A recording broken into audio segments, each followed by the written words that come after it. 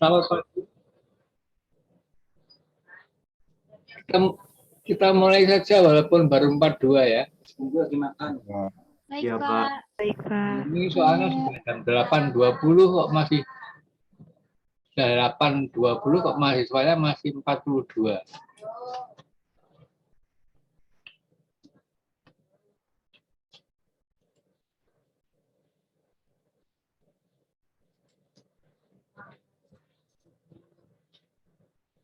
Assalamualaikum warahmatullahi wabarakatuh. Selamat pagi saudara-saudara semuanya. Waalaikumsalam warahmatullahi wabarakatuh. Pak. Pagi, Pak. Selamat pagi, Pak. Saya mau mengulang kembali atau mereview kembali mata pelajaran kemarin minggu yang kemarin tentang fungsi hati ya. Barangkali ini lebih ada tambahan sedikit tentang fungsi hati ini. Pertama, pembentukan dan sekresi empedu. Kemarin saya hanya garis besar saja, sekarang saya jelaskan nanti hari ini secara mendetail. Jadi pembentukan dan sekresi empedu itu meliputi metabolisme garam empedu. Jadi garam empedu itu asalnya dari kolesterol. Kolesterol di katabolisme menghasilkan garam empedu. Kemudian fungsi daripada garam empedu adalah membantu absorpsi lipid dan vitamin yang larut di lipid. Membantu absorpsi maksudnya begini, karena garam empedu ini bisa mengemulsikan lipid atau lemak ya di dalam usus.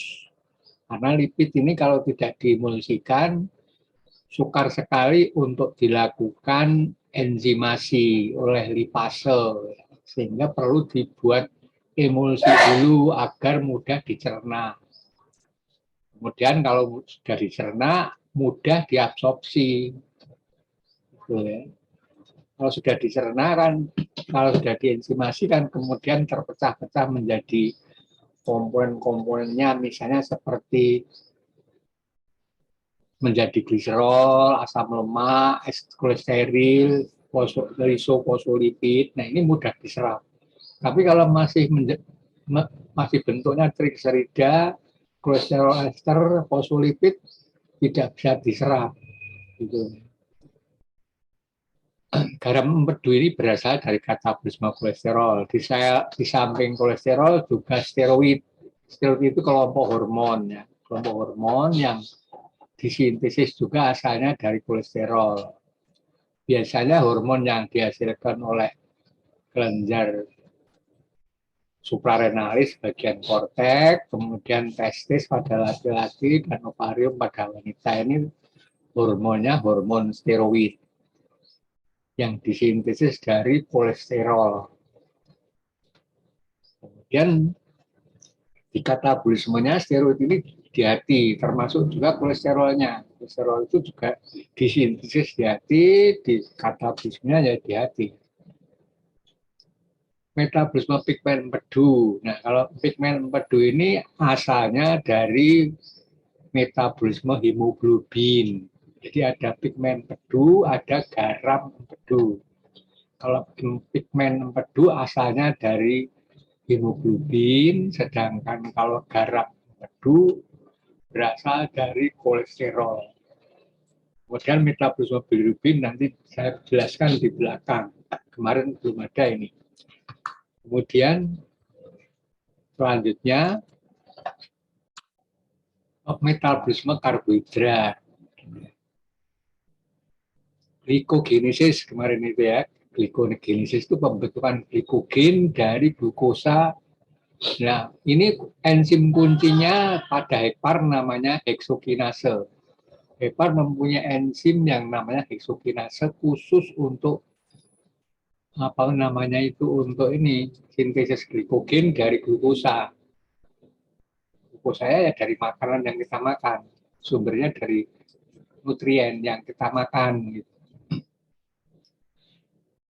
Glukosa masuk ke hepar tanpa bantuan insulin. Ya, jadi tanpa bantuan insulin karena hepar memiliki enzim heksokinase. Sedangkan otot, adiposa, jaringan adiposa, jaringan lemak, itu glukosa kalau mau masuk perlu ada ikatan antara insulin dengan reseptor insulin pada membran sel otot ya, otot atau jaringan lemak, sel lemak itu. Baru glukosa bisa masuk ke dalam sel otot maupun sel lemak. Kalau misalnya saya kekurangan insulin, ya glukosanya masih dalam darah terus, sehingga kadar gula darah meningkat. Walaupun kadar gulanya tinggi, tetapi jaringan otot dan adiposa kelaparan karena glukosanya tidak berhasil atau tidak bisa masuk ke sel otot. Kemudian yang kedua, glikogenolisis, berarti perombakan. Lisis itu sama dengan katabolisme ya. Kalau genesis sama dengan sintesis. Glikogen dirombak kembali, jadi tadi sudah dibentuk glikogen, kemudian dirombak kembali menjadi glukosa. Maksudnya, kalau ini contohnya kalau saudara habis makan, dicerna di usus, hasilnya glukosa diserap, kadar gula darah naik. Supaya tidak naik terus, nah dibentuklah glikogen di hati supaya kadar gula darahnya tidak terlalu tinggi atau tidak tinggi, sehingga kalau misalnya fungsi heparnya normal ya, orang yang bukan DM itu kadar gula darahnya selalu di dalam batas-batas normal. Kemudian nanti kalau sudah siang atau sudah lama dari makan itu, gula darah akan turun. Nah, untuk supaya tidak turun terus, glikogen tadi itu dirombak kembali jadi glukosa atas pengaruh aktivitas hormon glukagon. Jadi ada hormon insulin. Ini ya, hormon insulin ini untuk menurunkan kadar gula darah, dengan hormon glukagon untuk meningkatkan supaya kadar gula darah dalam batas-batas normal. Jadi bergantian hormon insulin dan hormon glukagon bekerjanya untuk mengatur kadar gula darah. Hormon glukagon dihasilkan oleh sel alfa, pulau Langerhans. Kalau insulin dihasilkan oleh sel beta, pulau Langerhans. Kemudian yang ketiga, gluconeogenesis. Neo itu artinya baru membentuk gula atau glukosa dari bukan karbohidrat nih. Jadi pembentukan glukosa bukan dari karbohidrat, yaitu dari gliserol. Gliserol itu kan dari dari lemak. Lemak itu trigliserida. Kalau dihidrolisa menghasilkan gliserol dan asam lemak gitu ya. Kemudian atau dari rantai karbon asam amino glikogenik. Jadi rantai karbon asam amino itu maksudnya asam amino ini memiliki gugus amin dan juga gugus karboksil. Nah, untuk supaya bisa dijadikan glukosa itu asam aminonya harus dipotong atau dilakukan diaminasi sehingga tinggal rantai karbonnya. Nah, rantai karbon asam amino ini bisa digunakan untuk membentuk glukosa. Nah, asam amino ini ada 20. 20 itu ada asam amino yang bisa rantai karbonnya bisa dibentuk glukosa, namanya asam amino glukogenik. Tapi ada asam amino yang rantai karbonnya bisa digunakan untuk membentuk benda-benda keton. Namanya asam amino ketogenik. Nah, yang ketiga ada asam amino campuran, ya bisa dibuat benda keton, ya bisa dibuat glukosa. Gitu. Asam amino ketogenik hanya satu, yaitu lisin. Nah, sehingga ini saudara gampang menghafalkannya. Hanya satu lisin. Kalau glukogenik dan campuran banyak. Hormon yang merangsang proses ini yaitu hormon kelompok glukokortikoid. Ya, ini glukokortikoid ini kelompok hormon yang dihasilkan oleh korteks adrenal atau korteks glandula suprarenalis. Nama adrenal ini mengambil dari adrenalin karena kelenjar adrenalin ini menghasilkan adrenal itu menghasilkan adrenalin ya. Dan juga ini bagian korteksnya menghasilkan glukokortikoid gitu. Disebut kelenjar suprarenalis karena letaknya di atas ginjal. Nah, yang termasuk hormon glukokortikoid ini hormonnya kortison, kortisol, kortikosteron, deoksikokortikosteron juga ada yang dihasilkan oleh kelenjar adrenal itu. Bagian korteks ya, lu. Jangan sampai salah ini. Karena kelenjar adrenal itu punya dua lapis, yaitu lapis tengah itu bagian medula menghasilkan adrenalin, sedangkan bagian luar atau bagian korteks menghasilkan glukokortikoid, dan satu lagi adalah hormon mineralokortikoid. Ya, mineralokortikoid berarti mengatur kadar mineral, yaitu hormonnya hormon aldosteron. Gluconeogenesis terjadi saat simpanan glikogen sudah menipis, gitu ya. Kalau glikogennya sudah menipis, ya tubuh terpaksa membuat glukosa dari bukan karbohidrat, gitu. Gunanya agar kadar gula darah tidak turun. Contohnya ini kalau saudara puasa, nah sore-sore itu kan cadangan glikogennya sudah menipis, tubuh saudara akan merubah bukan karbohidrat menjadi karbohidrat. Nah, yang minggu kemarin belum saya jelaskan tentang metabolisme asam laktat. Hepar juga berfungsi mengembalikan asam laktat yang terbentuk di jaringan, terutama jaringan otot. Dan asam laktat ini terjadi bila proses glikolisis anaerob akibat defisit oksigen. Contohnya kalau saudara bekerja terlalu berat atau misalnya olahraganya berlebihan sampai ngos-ngosan gitu ya, otot akan kekurangan atau defisit oksigen. Nah, sehingga proses glikolisis apa namanya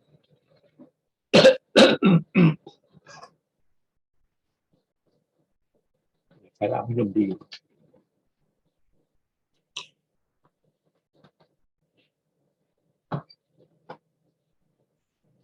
Akan terjadi glikolisisnya anaerob. Pada metabolisme glukosa itu glikolisisnya anaerob. Tapi kalau cukup oksigen, glikolisisnya aerob. Gitu. Glikolisis anaerob itu hasil akhirnya adalah asam laktat. Sampai piruvat kemudian karena anaerob menjadi asam laktat. Kalau cukup oksigen menjadi asetil koenzim A gitu. Jadi glikolisis itu ada dua, yaitu anaerob dan aerob. Kalau anaerob hasilnya asam laktat. Kalau aerob cukup oksigen hasilnya asetil koenzim A setelah piruvat. Ya, setelah piruvat. Glikolisis kan hasilnya piruvat. Asam piruvat ini kalau anaerob menjadi asam laktat, tapi kalau oksigen menjadi asetil koenzim A, kemudian memasuki siklus asam citrat. Bekerja berat terlalu kuat, kemudian pokoknya aktivitas fisiknya yang terlalu berat, gitu. Lari maraton bisa defisit oksigen. Asam laktat yang terbentuk di otot itu akan dikembalikan menjadi glukosa lagi, tapi di hati, tidak di otot, melalui siklus Cori. Saudara bisa buka nanti apa itu siklus Cori. Cori itu mengembalikan asam laktat menjadi glukosa, kemudian glukosa yang terbentuk yang digunakan lagi oleh jaringan ekstra hepatik. Ini yang kemarin belum ada. Nah, sekarang yang ketiga, metabolisme protein. Sintesis protein plasma. Jadi semua protein plasma ini sintesisnya di hepar. yaitu albumin, globulin, alfa, dan beta. Kalau gamma globulin itu tidak di hepar. Kemudian fibrinogen, ini faktor F itu faktor pembekuan yang nomor 1. Protrombin itu faktor pembekuan darah nomor 2. Dan semuanya, dan yang lainnya, sampai faktor pembekuan ke-12. Nomor itu merupakan urutan penemuannya. Nomor 1 berarti ditemukannya fibrinogen. Dan seterusnya, protrombin itu ditemukan nomor 2. Sampai terakhir faktor nomor 12. Pertama itu ya, sintesis protein plasma. Yang kedua, pembentukan urea. Nah, tadi itu kan asam amino ini kalau mau dibakar kan harus dipotong dulu gugus aminnya melalui proses diaminasi asam amino. Nah, diaminasi asam amino menghasilkan amonia. Amonia ini toksis. NH3 yang terbentuk akan dirubah menjadi urea dengan yang kurang toksis. Jadi ureum atau urea itu kurang toksis dibandingkan amonia. Prosesnya bagi saraf pusat, Central Nervous System. CNS itu singkatan dari Central Pusat Nervous Saraf System, sistem saraf pusat. Rantai karbon asam amino, nah ini kan tadi itu akan dilakukan gluconeogenesis dengan bantuan hormon glukokortikoid. Kortisol, kortikosteron menjadi glukosa. Semua jadi glukosa ya. Rantai karbonnya kebanyakan jadi glukosa karena yang banyak itu asam amino glukogenik campuran. Yang ketogenik hanya 1. Nah, ini kemarin juga belum. Sintesis asam amino non esensial, itu ya. Secara ilmu gizi kan asam amino ini dibagi 2, yaitu asam amino esensial dan asam amino non esensial. Ini menurut gizi. Yang non esensial ini asam amino yang tidak begitu esensial, tidak begitu penting karena apa? Karena tubuh kita bisa mensintesis ini ya. Sedangkan yang esensial ini tubuh kita tidak bisa mensintesis, terpaksa harus ada dari makanan yang kita konsumsi. Kalau tidak nanti kita akan kekurangan asam amino esensial. Ada 20 asam amino, yang 10 esensial, yang 10 non esensial. Hepar sebagai tempat sintesis asam amino non esensial. Enzim yang terkenal yaitu, nah saudara akan meriksa ini GPT, GPT maksudnya ini, dan GOT. Ini langsung saya ganti. Biar ya. GPT itu nama lainnya alanin transferase. Nama lain dari GPT itu alanin transferase. Dan GOT itu nama lainnya adalah aspartat transaminase. GPT singkatan dari glutamat pirufat transaminase. Dan GOT asalnya singkatan dari glutamat oksaloasetat transaminase.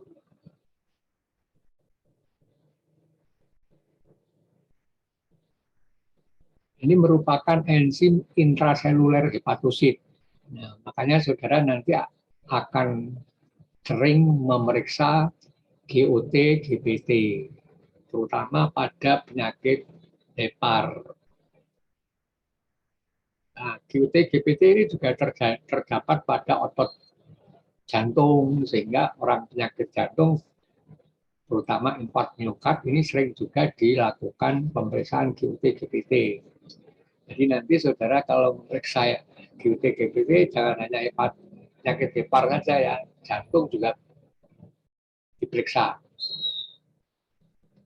Peningkatan GOT dan GPT dalam plasma darah menunjukkan ada kerusakan hepar. Kalau sel hepar rusak, enzimnya keluar masuk ke darah, sehingga kalau saudara periksa di sampel darah, maka di situ aktivitas enzim QT-GPT-nya meningkat. Misalnya pada hepatitis kronis, ini kronis nah,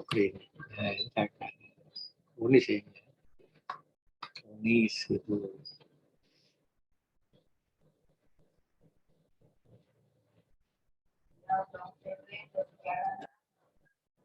Kanker hepar ini juga biasanya QT-GPT-nya meningkat. Karena pada kanker itu banyak sel hepar yang mati juga, rusak. Kemudian bisa juga terjadi akibat paparan zat hepatotoksik, artinya zat yang meracun sel hepar. Yang merusak sel hepar itu ada banyak, termasuk insektisida itu bisa merusak sel hepar. Contohnya, ini contoh reaksi biokimia sintesis pirufat ke alanin. Pirufat ini bukan asam amino, yang pakai itu asam ke alanin. Nah, alanin ini asam amino. Dan alfa ketobutarat ke glutamat. Ini reaksi di bawahnya itu. Di pirufat ini akan menjadi alanin kalau glutamat memberikan gus aminnya ke pirufat, maksudnya gitu. Ini tengah-tengah ini ada enzim. GPT ini glutamat, pirufat, glutamat memberikan asam amino, gugus aminnya ke pirufat, maksudnya. Piruvatnya menjadi alanin, sedangkan glutamatnya menjadi alfa ketobutarat. Pirufat ini termasuk asam keto ya, seperti alfa ketobutarat ini. Sebaliknya alanin ini bisa menjadi pirufat. Akibatnya alfa ketobutarat menjadi glutamat. Glutamat juga asam amino. Bolak-balik reaksinya ini. Kalau mau membuat alanin, ya dari pirufat. Kalau mau membuat glutamat, dari alfa ketobutarat. Kemudian yang C itu penyimpanan asam amino untuk sintesis protein, terutama protein plasma tadi itu kan. Karena hepar ini tempat sintesis protein plasma sehingga banyak membutuhkan asam amino. Protein yang disintesis hati utamanya adalah albumin, globulin, tadi sudah. Semua faktor intrinsik untuk pembekuan darah. Nah, faktor intrinsik ini maksudnya adalah semua faktor-faktor yang ada pembekuan darah yang ada di dalam plasma. Faktor intrinsik. Ada faktor ekstrinsik, yaitu faktor pembekuan darah yang tidak berada pada plasma. Misalnya di jaringan. Faktor ekstrinsik, faktor pembekuan darah yang berada dalam plasma. Dengan faktor ekstrinsik itu faktor pembekuan darah, tetapi di jaringan.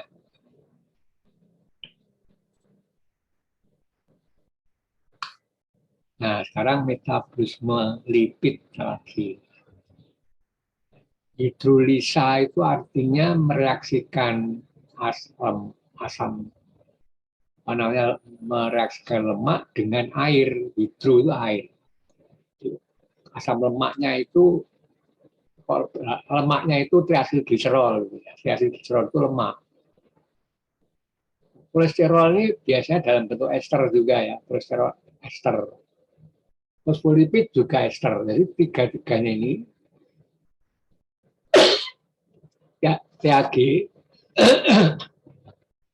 TAG itu nama lainnya trigliserida ya, A-nya enggak. Trigliserida atau triasilgliserol, kolesterol dan fosfolipid ini asam lemak ya, lemak bentuknya ester semua. Triasilgliserol adalah ester asam lemak dengan gliserol. Kolesterol ester itu asam lemak, ester dari asam lemak dan kolesterol. Sedangkan fosfolipid ini merupakan ester dari asam lemak dengan lisofosfolipid. Nah, di sini tulis nih, lemak ditambah gliserol. Nah, itu triacylglycerol adalah lemak dari asam lemak dan gliserol. Kolesterol itu adalah lemak dari asam lemak dan kolesterol. Fosfolipid adalah lemak dari asam lemak dan lisofosfolipid. Tiga-tiganya ini adalah bentuk ester. Semuanya ini ada dalam makanan kita setiap hari. Kemudian kita cerna di usus, direaksikan dengan air, namanya hidrolisa. Enzimnya ya, kalau ini ya kelompok lipase, semua lipid.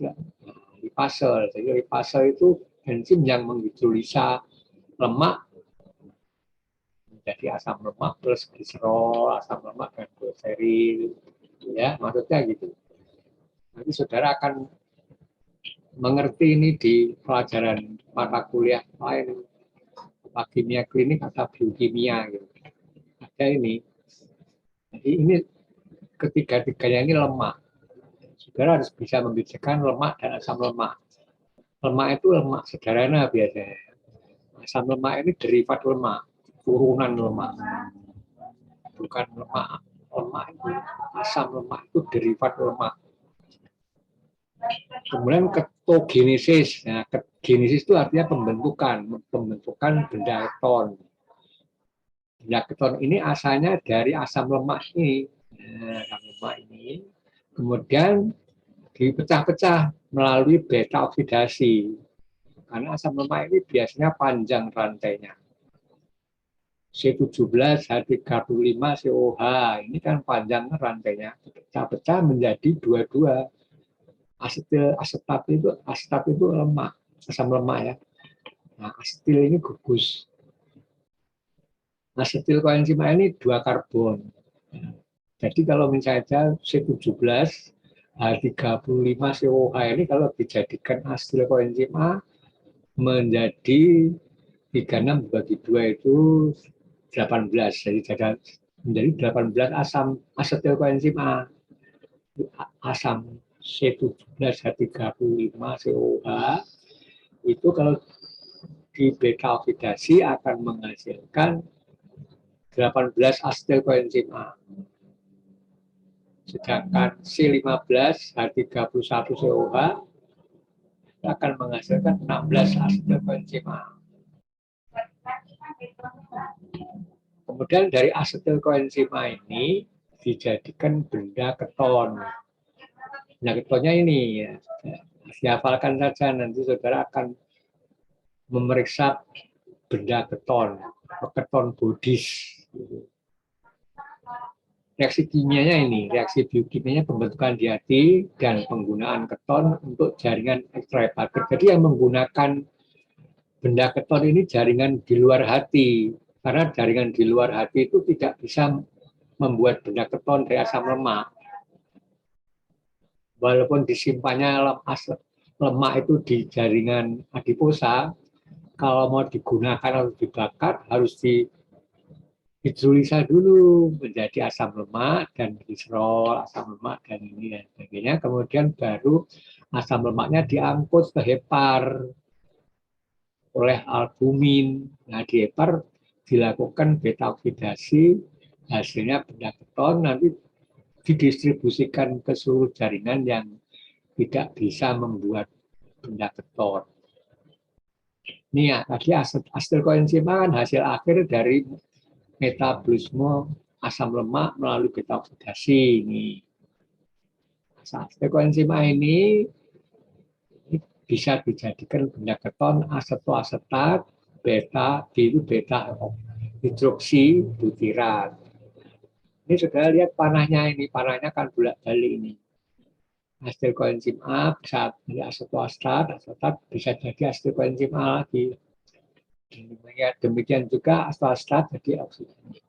Tetapi kalau asetoasetat sudah dijadikan aseton atau beta hidroksibutirat sudah dijadikan aseton, aseton ini tidak bisa kembali lagi jadi asetoasetat, tidak bisa kembali lagi menjadi beta hidroksibutirat. Nah, ini nanti oleh tubuh akan dibuang dari tubuh. karena ini mudah menguap, pembuangannya aseton ini melalui paru-paru, bukan melalui ginjal atau urin. Jadi harus ini berupa gas. Aseton itu berupa gas, mudah menguap, gitu. Mudah menguap sehingga dibuangnya lewat paru-paru.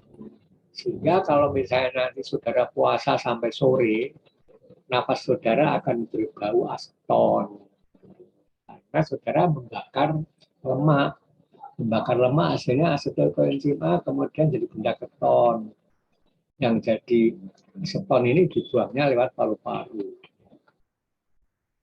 Nah, asetilkoenzim A kan nanti kemudian oleh jaringan ekstrahepatik langsung masuk ke siklus asam sitrat itu, ke siklus Krebs,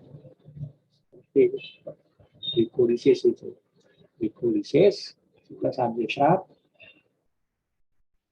fosforilasi oksidatif. Ini ya, saudara tahu, mesti harus tahu ini. Analis kok ya, analis atau apa? Ahli teknologi laboratorium medik.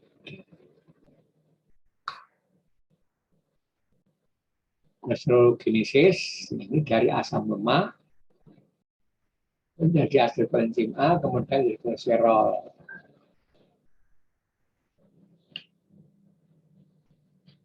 Nah, ini ada skema. Skema tadi itu menggambarkan bahwa asetilkoenzim A ini bisa dijadikan kolesterol, ini kolesterologenesis, bisa juga dijadikan benda keton.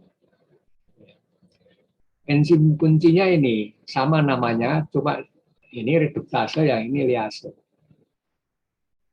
Jadi asetilkoenzim A ini nanti kalau mau dijadikan kolesterol melalui aktivitas enzim ini hidroksi M2-metil gini glutaril, koenzim A reduktase.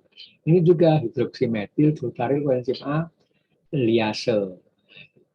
Reduktase dan liase ini termasuk kelompok enzim, suatu kelompok enzim karena enzim ini dibagi menjadi 6 kelompok. Kelompok 1 enzim oksidoreduktase. Banyak juga enzimnya, banyak kelompok.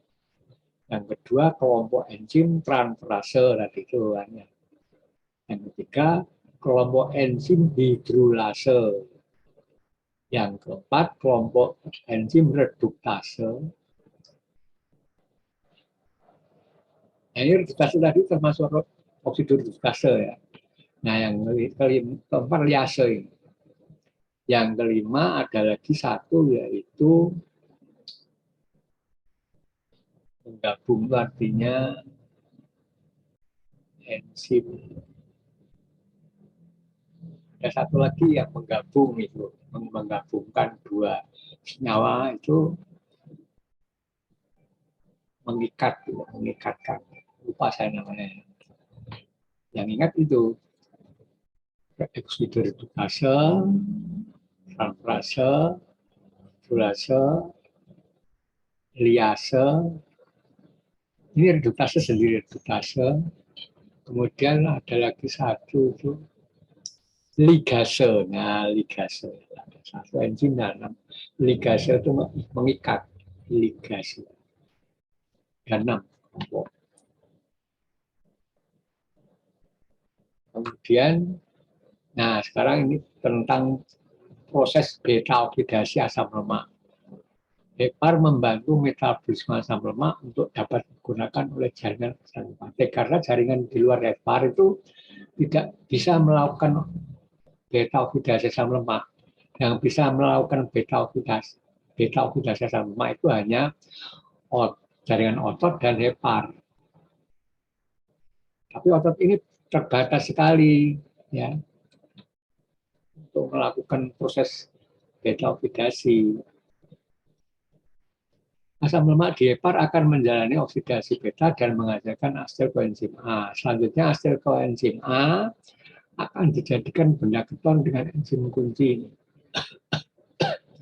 Kemudian senyawa keton akan digunakan oleh jaringan ekstrahepatik sebagai sumber energi. Jadi kalau jaringan lain di luar hati ini kalau mau membakar lemak dengan pertolongan hepar dulu. Karena yang dia bisa ambil adalah benda keton. Benda keton ini. Senyawa keton ini yang bisa diambil oleh jaringan ekstrahepatik untuk dibakar melalui diubah menjadi asetil koenzim A, kemudian masuk ke siklus asam citrate. Senyawa keton akan dijadikan ini kan, akan memasuki siklus asam citrate dan seterusnya ke fosforilasi oksidatif. Ya, barangkali saudara sudah pernah mendengar istilah fosforilasi oksidatif ini. Dan dilakukan fosforilasi itu apa namanya? Aduni, bukan ya pembentukan ATP lah ya. Pembentukan adenosin trifosfat dari ADP. Jadi yang dilakukan fosforilasi itu adenosin difosfat, dilakukan fosforilasi menjadi adenosin trifosfat. Itu dikembalikan menjadi ATP. ADP dikembalikan lagi menjadi ATP. ADP tadi kan hasil dari ATP yang ditulisnya juga. Karena jaringan ini kalau menggunakan energi itu ada asalnya dari ATP. ATP-nya hidrolisa menghasilkan ADP plus P plus energi bebas. Nah, energi bebas ini yang digunakan oleh sel. Nah, ADP ini harus dikembalikan lagi menjadi ATP dengan cara fosforilasi oksidatif di membran bagian dalam mitokondria. Terbentuklah air di situ. Mula-mula terbentuk air, kemudian elektron atau energi tadi itu digunakan untuk memfosforilasi ADP menjadi ATP. Ini banyak tersangkut enzim-enzim pernafasan di sini ya. Di fosforilasi oksidatif ini di dalam rantai pernafasan yang terakhir rantainya namanya sitokrom oksidase. Kemudian dilanjutkan oleh enzim ATP sintetase. Rantai pernafasan ini terakhir, dua terakhir yaitu sitokrom oksidase, kemudian diteruskan ke ATP sintetase. Semuanya enzim pernafasan, enzim rantai pernafasan, kelompok sitokrom semuanya. Ini menyimpan, ini kurang G. Ya, ini harusnya gitu. Nah, ini yang menyimpan vitamin dan ligan yang larut dalam lipid, termasuk vitamin B12 larut di lipid, vitamin A, vitamin D, E, dan K. Nah, ligannya ini kuprum, besi ya, besi ini ligan dan lain-lain. Kemudian yang keenam metabolisme steroid. Kemarin saya belum menjelaskan, menginaktifkan, bukan aktifkan tapi jadi tidak mengaktifkan, menjadikan tidak aktif aldosteron, jadi menginaktifkan aldosteron. Tadi itu aldosteron kan termasuk enzim mineralokortikoid. Mineralokortikoid ini. Kemudian koenzim hormon mineralokortikoid ini aldosteron. Kemudian, nah ini hormon juga, hormon glukokortikoid. Ini ada tadi itu kan ada kortison, kortisol, kortikosteron itu. Ini kelompok hormon glukokortikoid. Kemudian estrogen ini yang dihasilkan oleh ovarium pada wanita dan progesteron juga. Ini juga asalnya dari kolesterol, kemudian dijadikan hormon ini estrogen progesteron. Nah ini pada laki-laki testosteron. Ini juga dari kolesterol. kolesterol. Yang pakai steron ini pasti dari kolesterol.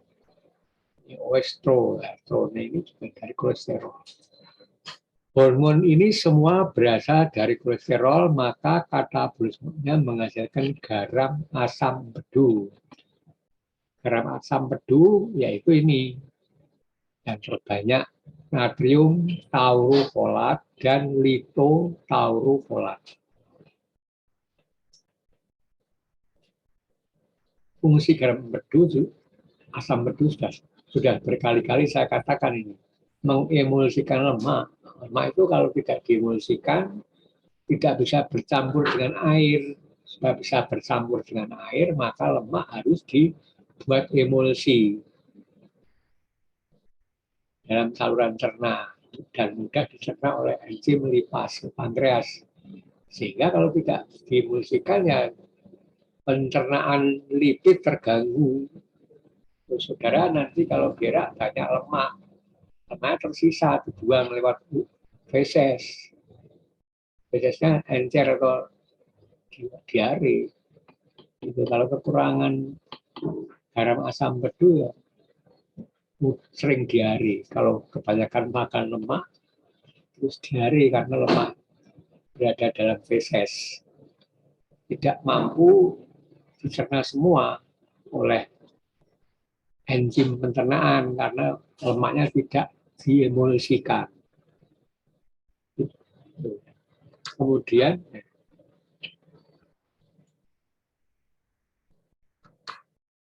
detoksifikasi, menghilangkan sifat beracun dari zat-zat berbahaya. Istilahnya biotransformasi. Zat berbahaya menjadi tidak berbahaya. Transformasi itu berubah ya. Dari zat berbahaya menjadi tidak berbahaya atau kurang berbahaya.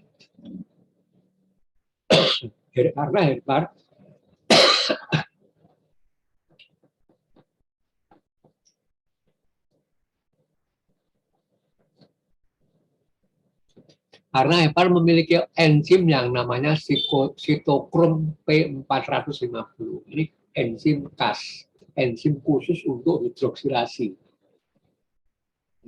Enzim yang untuk hidroksilasi senyawa-senyawa toksis itu sitokrom P450 dengan cara menghidroksilasi senyawa toksis. Menghidroksilasi berarti menambah gugus hidroksil OH. OH itu gugus hidroksil menjadi tidak toksis. Detoksifikasi juga dilakukan dengan cara glukuronidasi, jadi ditambah asam glukuronan menjadi tidak beracun. Metilasi juga bisa, sulfasi dan lain-lain. Ya, jadi itu bisa, tapi yang paling banyak itu hidroksilasi obat terutama, karena obat ini biasanya bersifat toksis, sehingga dilakukan hidroksilasi oleh enzim sitokrom P450 dan yang lain-lainnya bisa dengan glukuronidasi, metilasi, sulfasi dan lain-lain. Kemudian sebagai filter, sel Kupffer ini sesungguhnya adalah sel makrofag yang menemukan Kupffer, maka namanya sel Kupffer. Tapi sesungguhnya sel makrofag. Sel makrofag asalnya dari monosit. Monosit ini masih di dalam darah. Kalau monosit pindah ke jaringan, terus dinamai makrofag. Jadi saudara tidak usah bingung nanti ya kalau ada monosit, ada makrofag, ada basofil, ada mastosit. Ini sama. Basofil itu sewaktu masih di dalam darah. Tapi kalau sudah pindah ke jaringan, nah, namanya terus berubah menjadi mastosit atau mast cell. Makrofag ini dulu waktu masih di peredaran darah namanya monosit. Nah, yang menemukan juga kadang-kadang pakai untuk nama itu makrofag yang menemukan tuan Kupffer terus disebut sel Kupffer. Padahal itu sebenarnya sel makrofag. Fungsi utamanya fagositosis kuman yang berada dalam sirkulasi darah yang masuk ke liver untuk dibunuh. Karena dia bisa memfagositosis bakteri, ya. Kalau masuk ke sinusoid langsung ditangkap oleh sel makrofag atau sel Kupffer ini. Nah, kemarin juga ada yang bertanya itu tentang lapisan glison itu. Glison itu nama orang. Nama orang yang menemukan itu apa namanya. Nanti akan saudara baca dulu jawab penjelasan saya. Yang menanyakan apa bedanya apa namanya itu glison dengan kapsula hepatis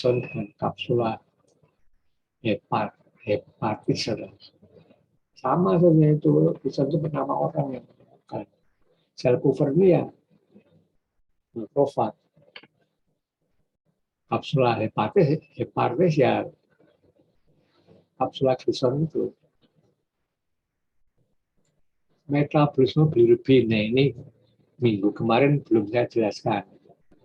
Supaya nanti kalau saudara di mata kuliah patofisiologi tentang penyakit kuning ya, atau ichthyosis, saudara paham karena sudah saya jelaskan tentang metabolisme bilirubin.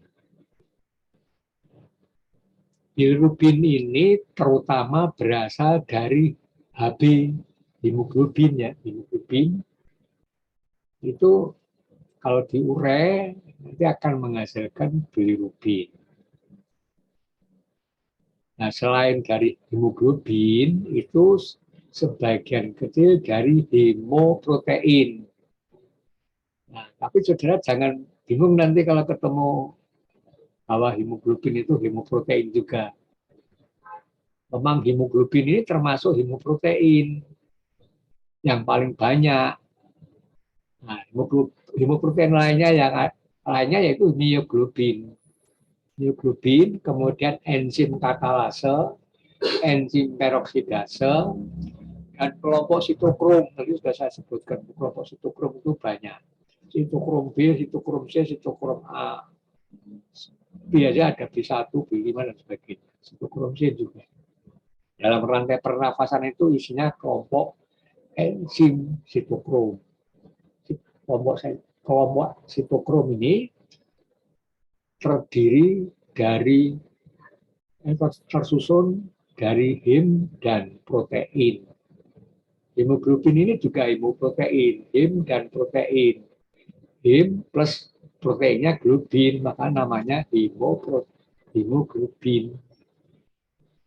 Bedanya cuma strukturnya saja yang berubah. Kalau misalnya hemoglobin, heme-nya ada 4. Kalau mioglobin, kalau nggak salah hanya 1 heme-nya.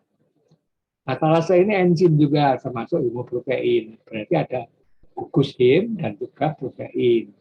Proteinnya biasanya globin. Peroksidase juga gitu. Ada heme, ada protein. Nah, di dalam enzim hemoprotein ini, heme-nya ini berfungsi sebagai gugus prostetik dari protein.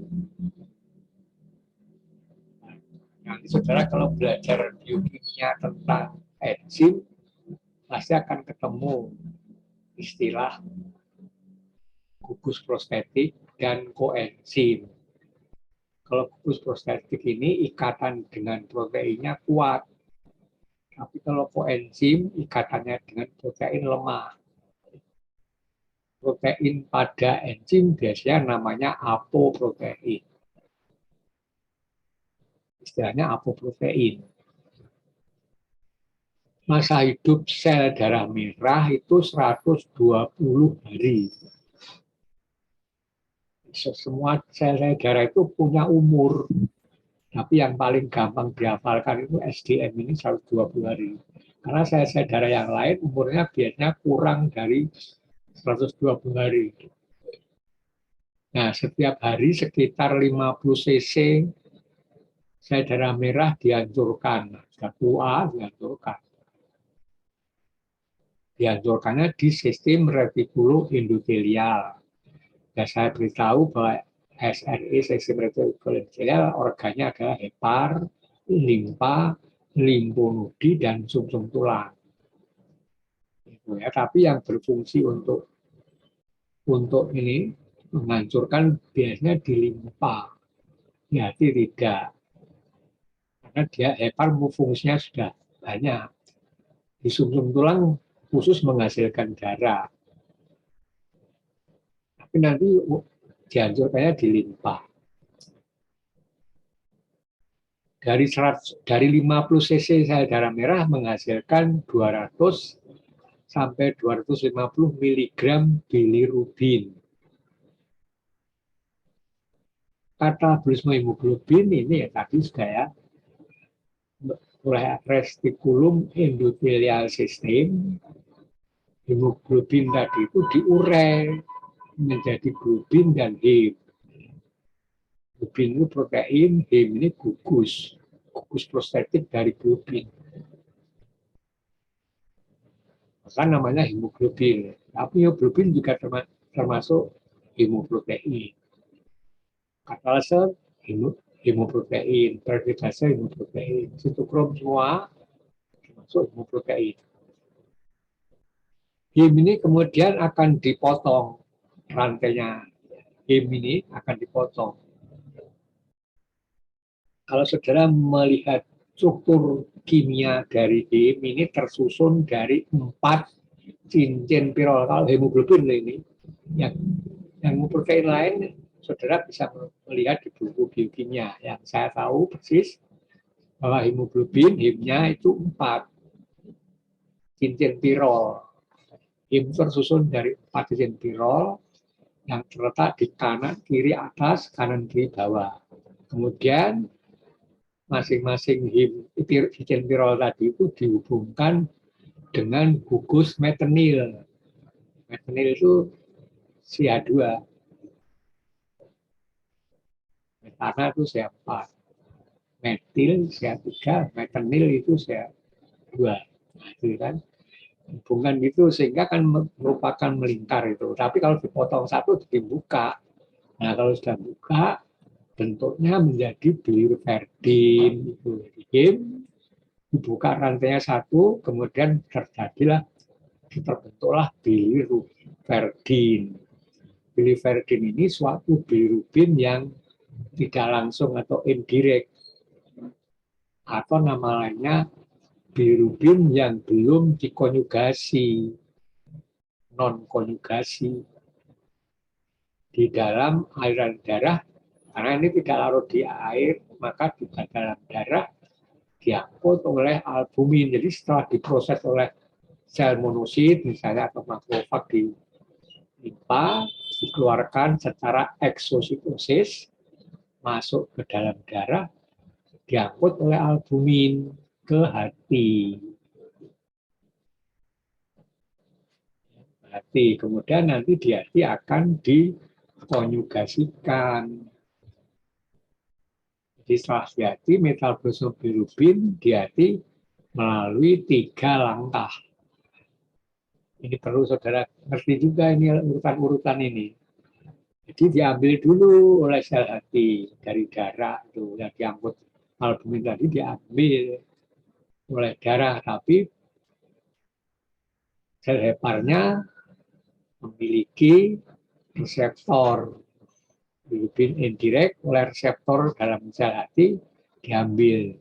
Kalau kekurangan reseptor untuk mengambil bilirubin indirect juga tidak bisa mengambil ini, atau reseptornya masih belum matur, ya, masih muda gitu. Jadi saudara akan tahu itu pada bayi-bayi yang reseptor bilirubinnya ini belum matur, akan menjadi kuning bayinya.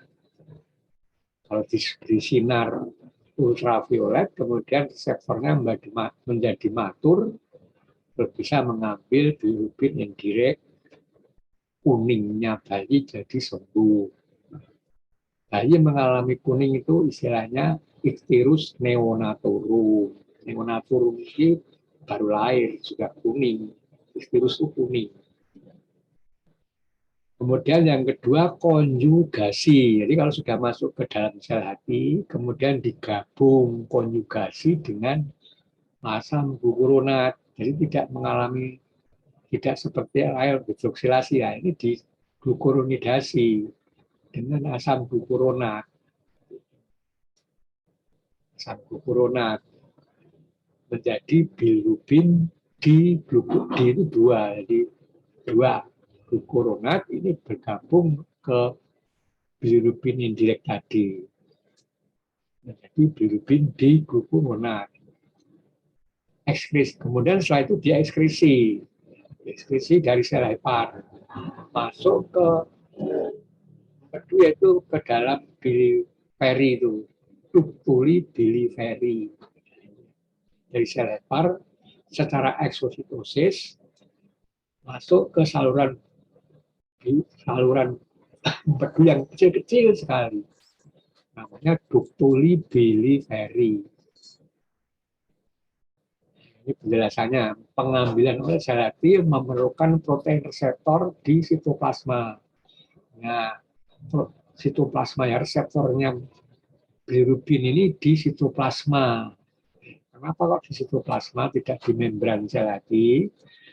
Karena bilirubin indirect ini larut di lipid. Nah, tentang larutan-larutan ini juga saudara perhatikan, supaya saudara tahu bahwa yang larut di lipid ini umumnya punya reseptor di dalam sitoplasma atau di dalam nukleoplasma.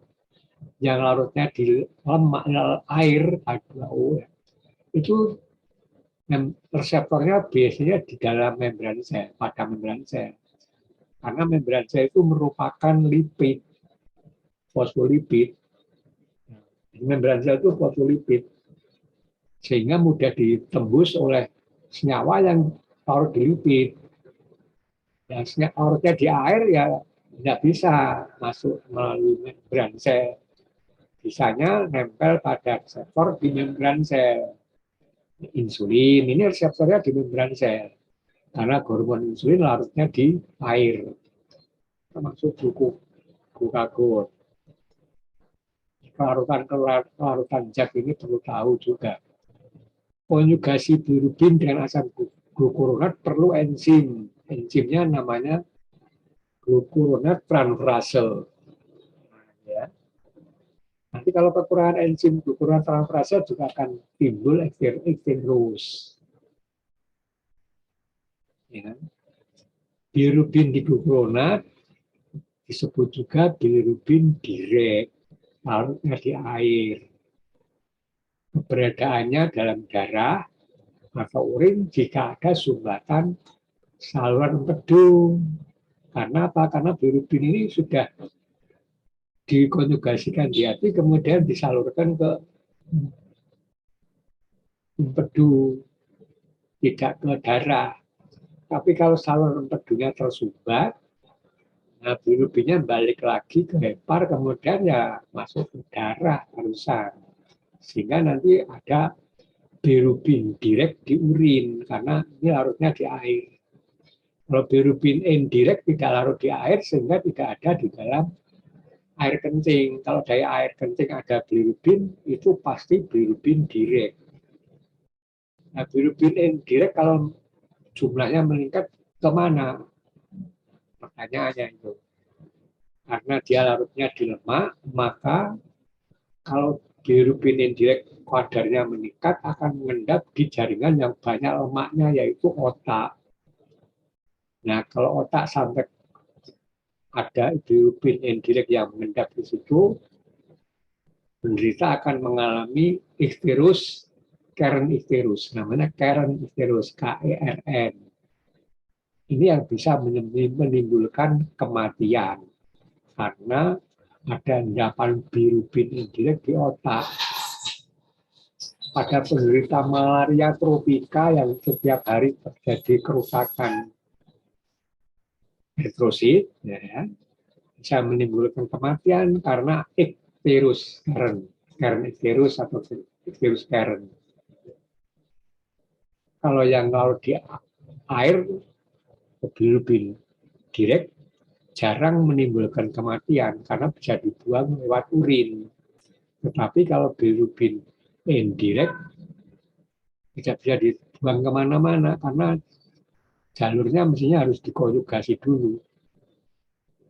Tapi kemampuan konjugasi hati itu juga terbatas.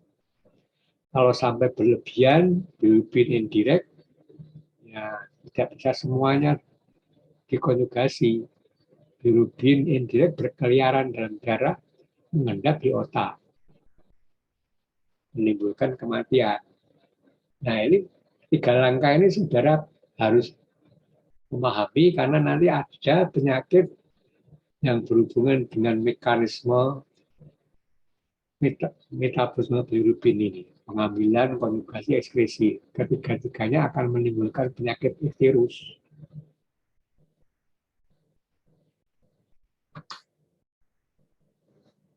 Nah, diekskresi melalui membran sel hati secara eksositosis. Kalau ada istilah eksositosis, berarti ada istilah endositosis. Lawannya itu endositosis. Ekso itu keluar, kalau endo itu masuk. Jadi sebelum dieksositosis, biasanya bilirubin direct tadi itu dibungkus dulu dengan suatu membran. Membrannya ya sama dengan membran sel, membran organela sel, membran-membran yang ada di dalam organela, membran dari retikulum endoplasmik, membran mitokondria, membran aparatus Golgi, membran lisosom, ini semua membrannya itu sama dengan membran sel. Jadi di dalam sel masih ada organela-organela bermembran, termasuk nukleus atau inti. Inti itu juga dibungkus membran. Membrannya sama dengan membran yang membungkus sel. Ini juga kalau sudah dihasilkan, sudah menjadi bilirubin direct, dibungkus membran juga. Bangunan ini disebut vesikel. Vesikel itu di membran yang di dalamnya biasanya bulat bentuknya, di dalamnya berisi bilirubin direct. Nah, ini tidak hanya bilirubin saja, termasuk neurotransmitter juga dibungkus begitu itu. Neurotransmitter pada sel saraf, neurotransmitter itu juga waktu mau diangkut dari sel saraf ke ujung sel saraf itu juga diangkut dalam bentuk vesikel. Ini juga setelah dibungkus berupa vesikel, vesikel tadi itu akan bergerak mendekati membran sel maksudnya. Kemudian vesikel, membrannya bergabung dengan membran sel. Kemudian tempat yang bergabung itu membuka. Kemudian isinya keluar dari sel. Nah, istilah itu namanya eksositosis. Kalau endositosis ya sama, hampir sama itu. Benda yang mau dimakan atau endositosis itu nempel dulu pada membran sel, kemudian membran selnya melekuk ke dalam, kemudian dibungkus itu yang mau dimakan itu. Kemudian dibungkus, itu bentuknya vesikel juga. Masuklah ke dalam sel, itu endositosis. Kalau eksositosis, yang mau dikeluarkan itu dibungkus dulu dengan membran, kemudian vesikelnya mendekati membran sel, kemudian membran sel yang ditempel vesikel tadi membuka, isinya keluar. Sebaliknya kalau mau masuk endositosis, benda yang mau dimasukkan itu nempel dulu di membran sel, terus membran selnya melekuk ke dalam, terus kebungkus juga itu, kemudian jadi vesikel.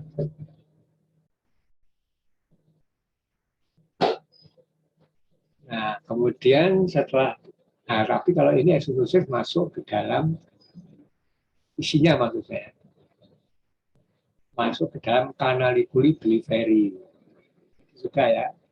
Karena pili-pili kemudian disalurkan empedu tadi itu ke saluran empedu yang lebih besar, akhirnya ke kandung empedu, dipekatkan di situ. Kandung empedu itu dipekatkan, jadi pekat. Kemudian kalau suatu saat diperlukan, dia dikeluarkan ke ductus corydochus lewat ductus cysticus. Jadi ductus cysticus ini digunakan untuk menyalurkan dari hepar ke kandung empedu, tapi dari ductus cysticus juga digunakan untuk mengeluarkan lagi dari kandung empedu ke ductus corydochus. Keluar masuk lewat ductus cysticus. Kalau sudah masuk ke ductus corydochus, ke usus. Ususnya usus 12 jari. Nah, bakteri usus mereduksi bilirubin. Bilirubin direct tadi itu kalau sudah direduksi di usus menjadi senyawa yang namanya stercobilin. Nah, ini warnanya saya kasih warna merah. Saudara hafal, stercobilin. Ini hasil reduksi bilirubin direct. Stercobilin ini menyebabkan fesesnya berwarna coklat kekuningan. Ini coklat kekuningan, kalau bilirubin biasanya kuning. Stercobilin ini 10-20% mengalami siklus enterohepatik, maksudnya masuk ke hepar lagi melalui vena porta, berarti diserap lagi oleh usus. Stercobilin 10-20% diserap lagi oleh usus, masuk ke vena porta, kan kemudian ke hepar. Nah, ini namanya mengalami siklus enterohepatik, masuk lagi ke hepar. Nah, sampai di hepar masuk ke peredaran darah.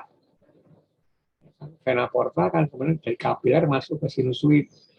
Sinusoid masuk ke vena centralis ya ke darah. Peredaran darah. Nah, sebagian dibuang ke urin. Jadi bisa dibuang ke urin karena bilirubin direct itu larutnya di air. Nah, kalau dibuang ke urin namanya urobilinogen. Pakai ugen karena masih belum kontak dengan udara luar, oksigen. Belum teroksidasi. Kalau urobilinogen sudah dikencingkan, kontak dengan oksigen dari atmosfer, berubah menjadi urobilin saja, bukan pakai ogen.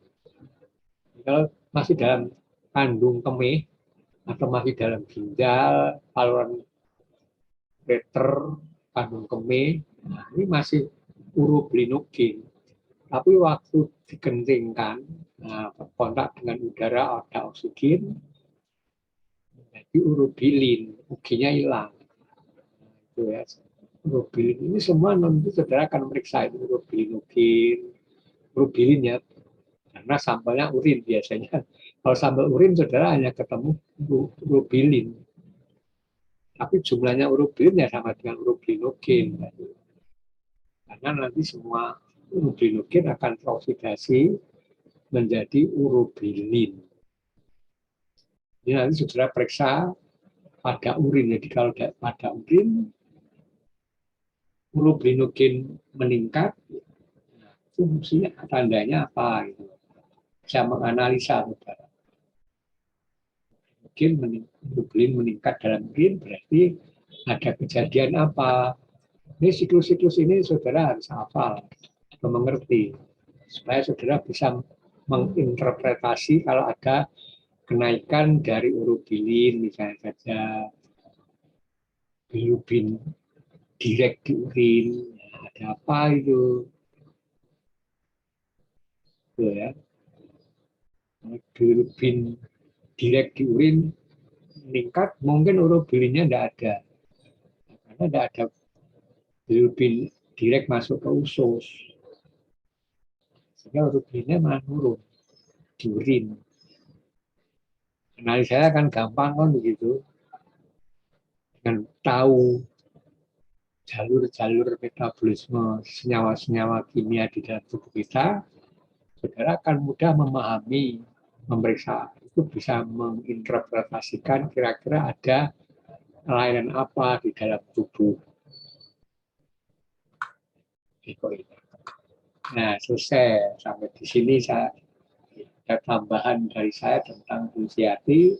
Dan saya kira sudah lengkap ini semua fungsi hati sudah saya jelaskan.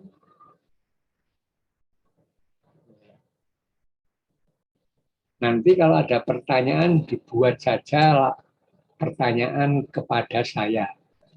Baik, Pak. Tapi umumnya sudah ada di pertanyaan minggu kemarin. Untuk reguler 1 sudah saya jawab semua tapi belum saya kirim. Nanti mungkin sebentar lagi nanti selesai kuliah ini akan saya kirimkan ke saudara penjelasan pertanyaan tentang fungsi hepar, kemudian bedul dan pankreas. Nah, tolong ini ada reguler 2 ini kok belum lengkap itu, kurang kelompok 4 dan 5. Padahal duluan dia kuliah kok.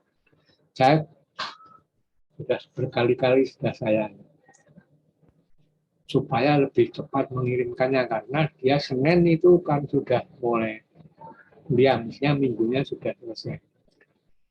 Kalau saudara ini sekarang harinya Kamis, paling lambat Minggu ya, kalau Senin ini mestinya Jumat sudah selesai. Itu saudara kalau ada pertanyaan dikirim kepada saya, terutama tentang fungsi hepar tambahan tadi itu ya. Saya rasa sampai di sini dulu. Nah, kemudian saudara siap-siap untuk ujian akhir semester. Materi dari saya ya itu semuanya yang sudah saya jelaskan tadi itu tentang sistem kardiovaskuler, jantung, sistem peredaran darah, kemudian dan sistem limpatik termasuk ya, tekanan darah termasuk juga darah. Kemudian yang fungsi hati itu ya semua fungsi hati termasuk tambahan-tambahannya tadi itu. Dari saya soalnya sudah ditentukan oleh Bu Koordinator jumlahnya ada 25 dan dari Pak Jakarya 15, jadi semua totalnya soal 40. Mudah-mudahan dari saya sudah selesai saya buatkan kisi-kisinya. Mudah-mudahan ya nanti kisi-kisinya akan saya kirimkan ke saudara supaya saudara fokus belajarnya tentang materi yang saya tanyakan. Tidak terlalu melebar. Terima kasih, sampai jumpa. Wassalamualaikum warahmatullahi wabarakatuh. Selamat siang. Waalaikumsalam warahmatullahi wabarakatuh. Terima kasih, Terima kasih Bapak. Pak. Terima kasih, Pak. Terima kasih, Dokter. Sama-sama.